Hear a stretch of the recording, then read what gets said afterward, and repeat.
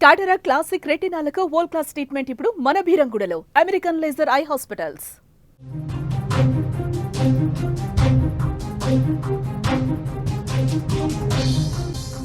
దసరాకి జరిగే కర్రల సమరం రక్తసిక్తంగా మారింది. ఒకటి కాదు రెండు కాదు 10 గ్రామాల ప్రజలు కర్రలతో దాడి చేసుకోవడంతో 100 మందికి పైగా అక్కడ తీవ్ర గాయాల పాలయ్యారు. అంతేకాకుండా 2 మృతి చెందారు. చాలా మంది పరిస్థితి విషమంగా ఉంది. తెలుగు రాష్ట్రాలలో అత్యంత అట్టహాసంగా అత్యంత హింసాత్మకరంగా జరిగే పండుగలో కర్నూలు జిల్లా దేవరగట్టు బన్నీ ఉత్సవం ఒకటి. ప్రతి సంవత్సరం దసరా రోజున ఈ యొక్క పండుగ గురించి మనం వార్తలు చూస్తూనే ఉంటాం, వింటూనే ఉంటాం. చాలామందికి గాయాలవుతుంటాయి, కొంతమంది మరణిస్తూ ఉంటారు.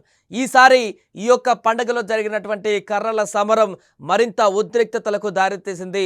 10 గ్రామాల ప్రజలందరూ కూడా ఈ కర్రల సమరంలో పాల్గొని తీవ్ర గాయాల పాలైనటువంటి దృశ్యాలు అక్కడ వచ్చినటువంటి వారందరిని కూడా భయకంపితులను చేశాయి.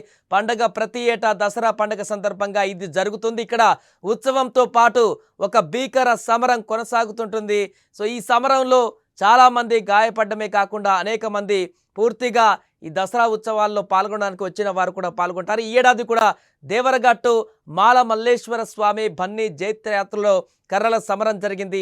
ఈ యొక్క సమరంలో 2 వర్గాలు కర్రలతో తలపడడంతో 2 భక్తులు అక్కడ మృతి చెందారు.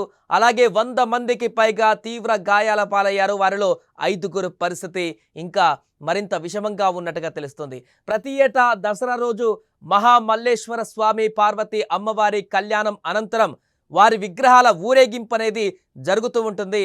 ఉదాహరణకు మనం బంగారం అనేటువంటి సినిమాలో పవన్ కళ్యాణ్ నటించినటువంటి ఆ సినిమాలో కూడా ఈ ఉత్సవానికి సంబంధించినటువంటి సీన్స్ కనిపిస్తుంటాయి. ఎగ్జాక్ట్గా అలానే జరుగుతుంటుంది. ఈ యొక్క ఉత్సవంలో ఆ విగ్రహాలని అక్కడ తరలించుకోవడానికి ఏ గ్రామానికి అయితే వెళ్తారో ఆ గ్రామానికి తీసుకువెళ్ళడానికి పోటీ పడతారు. అక్కడికి తీసుకుపోవడానికి గ్రూపులుగా ఏర్పడి తమకే దక్కాలంటూ కర్రలతో సమరం చేసుకుంటారు. ఈ దేవతామూర్తులను తమ గ్రామానికి తీసుకువెళ్లాలనే పట్టుదలతో దాదాపు ఈసారి 10 గ్రామాలు 2 వర్గాలుగా విడిపోయి పరస్పరం కర్రలతో తలపడ్డాయి. ఈ ఏడాది కూడా జరిగినటువంటి ఘర్షణలో 2 భక్తులు మృతి చెందారు. దాదాపు 100 మందికి పైగా గాయపడ్డారు. వారిలో 5 పరిస్థితి ఇప్పుడు తీవ్రంగా ఉంది. క్షతగాత్రులను వెంటనే ఆదోని ప్రభుత్వ ఆసుపత్రికి తరలించారు. ఈ సమరాన్ని చూసేందుకు సుమారు 2 లక్షల మంది భక్తులు కూడా అక్కడికి తరలి వచ్చినట్టుగా తెలుస్తుంది.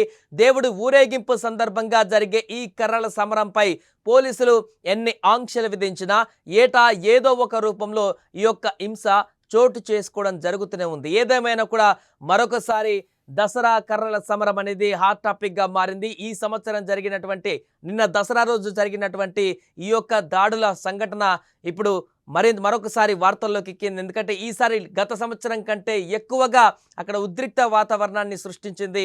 గత సంవత్సరం కంటే ఎక్కువ కూడా నష్టాన్ని కలిగించింది. 2 ప్రాణాలను బలి తీసుకుంది. అలాగే 100 మందికి పైగా తీవ్రంగా గాయపడ్డారు. దాంట్లో 5 పరిస్థితి విషమంగా ఉంది. ఇంకా మృతుల సంఖ్య పెరిగేటువంటి అవకాశం ఉన్నట్టుగా కూడా తెలుస్తుంది. దీంతో ఈ కర్రల సమరానికి సంబంధించినటువంటి చర్చ మరొకసారి మొదలైంది.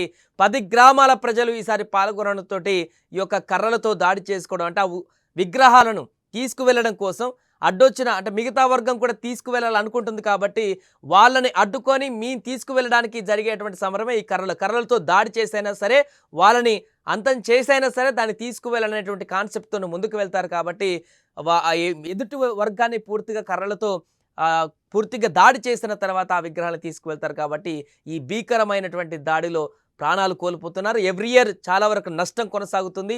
ఈసారి కూడా మరింత ఎక్కువ నష్టం కలిగించింది. దీంతో కర్రల సమరం అనేటువంటి అంశం ఇప్పుడు మరొకసారి వైరల్గా మారింది. 2 ప్రాణాలు పోయాయి. ఇంకా కొంతమంది విషమంగా ఉన్నారు. కాబట్టి మృతుల సంఖ్య పెరిగేటువంటి అవకాశం ఉన్నట్టుగా కూడా చెప్తున్నారు.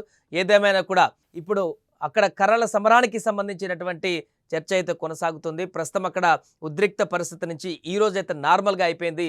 ప్రతి సంవత్సరం జరిగేటువంటి ఈ యొక్క సమరంలో భాగంగా నిన్న జరిగినటువంటి ఉద్రిక్త పరిస్థితులకు సంబంధించి పూర్తిగా అక్కడైతే వారి బంధువులు కానీ మిగతా స్థానికులందరూ కానీ జరిగినటువంటి నష్టానికి సంబంధించినటువంటి తీవ్రతను చూసి అయితే వారందరూ కూడా భావోద్వేగానికి గురవుతున్నారు.